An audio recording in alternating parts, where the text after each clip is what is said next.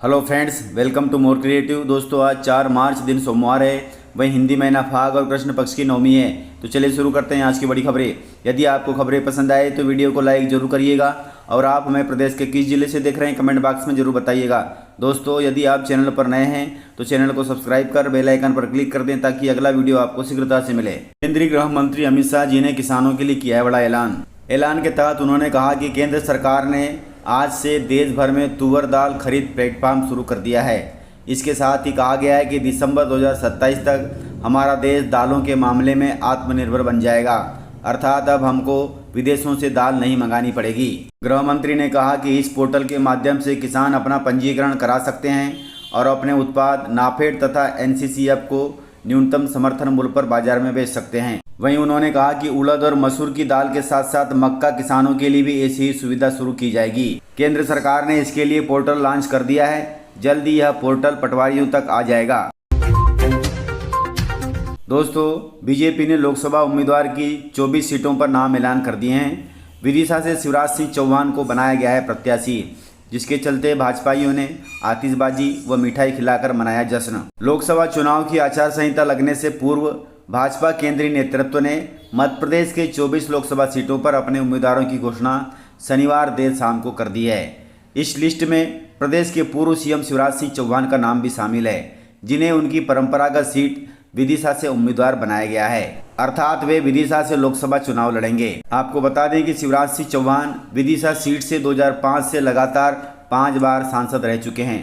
इसके बाद उन्होंने 18 वर्षों तक मुख्यमंत्री के तौर पर प्रदेश की कमान भी संभाली। जैसे ही केंद्रीय नेतृत्व ने उम्मीदवारों की सूची घोषित की और उसमें विदिशा संसदीय क्षेत्र से प्रत्याशी के तौर पर शिवराज सिंह चौहान का नाम सामने आने के बाद कार्यकर्ताओं ने जमकर खुशी मनाई।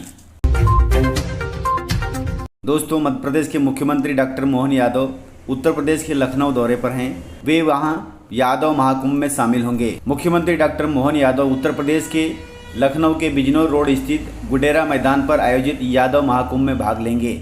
यहाँ पर मुख्यमंत्री कई उत्तर प्रदेश के अलग अलग जिलों से आने वाले यादव समाज के लोगों को संबोधित करेंगे।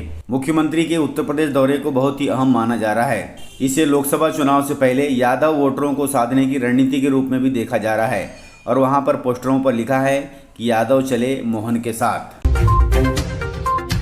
दोस्तों, गुना से ज्योतिरादित्य सिंधिया का भी नाम प्रस्तावित हो गया है। ज्योतिरादित्य सिंधिया के नाम की घोषणा के बाद उनके समर्थकों में भी काफी उत्साह नजर आ रहा है। केंद्रीय मंत्री ज्योतिरादित्य सिंधिया जी को पार्टी ने गुना से अपना प्रत्याशी घोषित किया है। गुना से भाजपा द्वारा ज्योतिरादित्य सिंधिया जी को प्रत्याशी घोषित होने की जानकारी मिलने के बाद गुना शहर में उनके समर्थकों ने खुशी जाहिर की। वहीं कई जगह आतिशबाजी चलाई गई और भाजपा नेतृत्व का आभार भी जताया गया। इस प्रकार केंद्रीय मंत्री ज्योतिरादित्य सिंधिया जी गुना से लोकसभा उम्मीदवार होंगे, अर्थात वे गुना से लोकसभा चुनाव लड़ेंगे। इस घोषणा के बाद सभी को इंतजार है कांग्रेस की सूची का, जिसके बाद स्पष्ट हो जाएगा कि लोकसभा के चुनावी समर में भाजपा की ओर से ताल ठोकने वाले सिंधिया परिवार को कांग्रेस से कितनी बड़ी चुनौती मिल सकती है।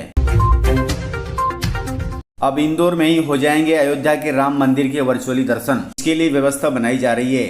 एक स्थानीय स्टार्टअप कंपनी ने खास तरह का वर्चुअली रियलिटी डिवाइस तैयार किया है। इसकी मदद से अयोध्या में स्थित भव्य राम मंदिर के दर्शन वर्चुअली किए जा सकते हैं।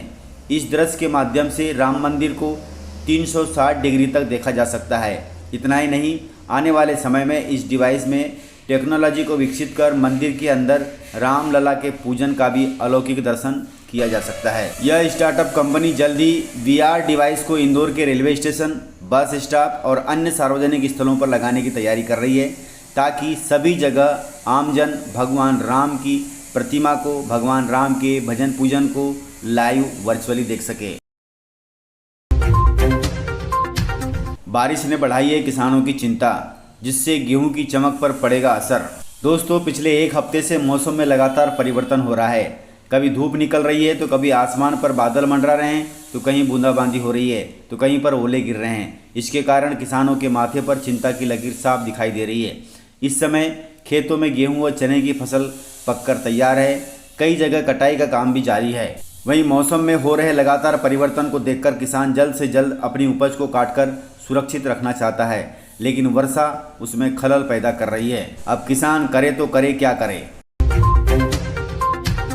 कांग्रेस कब करेगी लोकसभा उम्मीदवारों का ऐलान, इसको लेकर के कांग्रेस प्रदेश अध्यक्ष जीतू पटवारी जी ने दिया है जवाब। दोस्तों आपको बता दें कि भाजपा ने मध्य प्रदेश की 24 सीटों सहित देश भर की 195 संसदीय क्षेत्रों में लोकसभा उम्मीदवारों के नाम का ऐलान कर दिया है। इधर कांग्रेस राहुल गांधी की भारत जोड़ो यात्रा में व्यस्त है।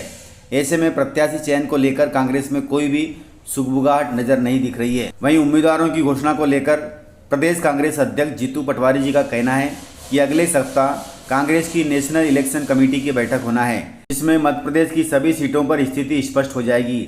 हालांकि पार्टी कब तक इन नामों पर अंतिम मोहर लगाएगी, इसको लेकर पटवारी ने कोई बात स्पष्ट नहीं कही है। माना जा रहा है कि जब तक राहुल गांधी की भारत जोड़ो न्याय यात्रा समाप्त नहीं होती, तब तक कांग्रेस अपने उम्मीदवार घोषित नहीं करेगी।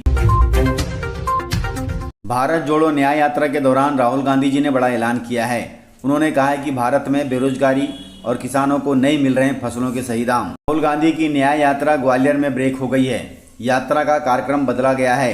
राहुल गांधी को पहले शिवपुरी के मोहना तक जाना था, लेकिन अब वे इंडिया गठबंधन की होने वाली बैठक में भाग लेने के लिए बिहार के पटना जाने वाले हैं। अब तक वे रवाना भी हो चुके हैं। हालांकि इससे पहले उन्होंने ग्वालियर में सैनिकों तथा अग्निवीरों से चर्चा भी की है। कल से यात्रा मध्य प्रदेश के शिवपुरी से फिर से आरंभ होगी। राहुल गांधी जी ने अपने संबोधन में कहा कि नरेंद्र मोदी बड़ी बड़ी कंपनियों को सही दाम दिलाने के लिए तो प्रतिबद्ध हैं, लेकिन किसानों को उनकी फसलों के सही दाम नहीं दिला पा रहे हैं। पंजाब और हरियाणा के बॉर्डर पर सड़क पर कीले लगाकर किसानों को रोका जा रहा है। इसके अलावा राहुल गांधी ने कहा कि आज देश में 40 साल में सबसे ज़्यादा बेरोजगारी है।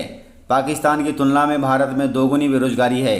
हमारे पास बांग्लादेश और भूटान से भी अधिक बेरोजगार युवा हैं, क्योंकि नरेंद्र मोदी ने नोटबंदी और जीएसटी लागू करके छोटे छोटे व्यवसायों को भी खत्म कर दिया है। इस प्रकार से उन्होंने भारत जोड़ो न्याय यात्रा के दौरान बीजेपी पर और प्रधानमंत्री मोदी पर कटाक्ष कसा है। दोस्तों एक सरपंच को बनाया गया है लोकसभा का उम्मीदवार, अर्थात एक महिला सरपंच लड़ेगी लोकसभा चुनाव। बीजेपी ने लोकसभा प्रत्याशियों के नामों का ऐलान करते हुए एक बार फिर चौंकाया है। पार्टी ने 3 बार सरपंच रह चुकी सागर की डॉक्टर लता वानखेड़े को प्रत्याशी बनाया है। सरपंच के बाद अब वह सीधे लोकसभा के चुनाव में दम दिखाएगी। वहीं अभी तक संगठन में रहकर पर्दे के पीछे से पार्टी प्रत्याशियों को चुनावी जीत दिलाने में लगे किसान नेता दर्शन सिंह चौधरी भी चुनाव लड़ेंगे, अर्थात एक किसान नेता को भी लोकसभा उम्मीदवारी दी गई है। दोस्तों आपको बता दें कि भाजपा ने शनिवार को 195 प्रत्याशियों की सूची घोषित कर दी है, जिसमें मध्य प्रदेश की 29 सीटों में से 24 सीटों पर नामों का ऐलान हो चुका है। मध्य प्रदेश की 5 सीटें बची है, जिनमें छिंदवाड़ा, उज्जैन, इंदौर, धार और बालाघाट। इनके पत्ते अभी नहीं खोले गए हैं। पिछली बार की तुलना में इस बार पार्टी ने 11 चेहरों को बदला है, जिसमें से 6 मौजूदा सांसदों का टिकट काटा गया है। 5 जो सीटें बची हैं वे सभी तलवार की नोक पर चुनाव लड़ने वाली हैं। छिंदवाड़ा में कांग्रेस का ही परचम लहराएगा। बालाघाट में भी बीजेपी के पास कोई अच्छा प्रत्याशी नहीं है। इंदौर में भी वही हाल है, उज्जैन का भी वही हाल है और धार का भी वही हाल है। इसलिए इन 5 सीटों पर बीजेपी बहुत ही सोच समझकर अपने प्रत्याशियों का चुनाव करेगी। तो इस प्रकार से जानकारियाँ थी। तो मिलते हैं सर अगले वीडियो में, तब तक के लिए जय हिंद, वंदे मातरम, टेक केयर।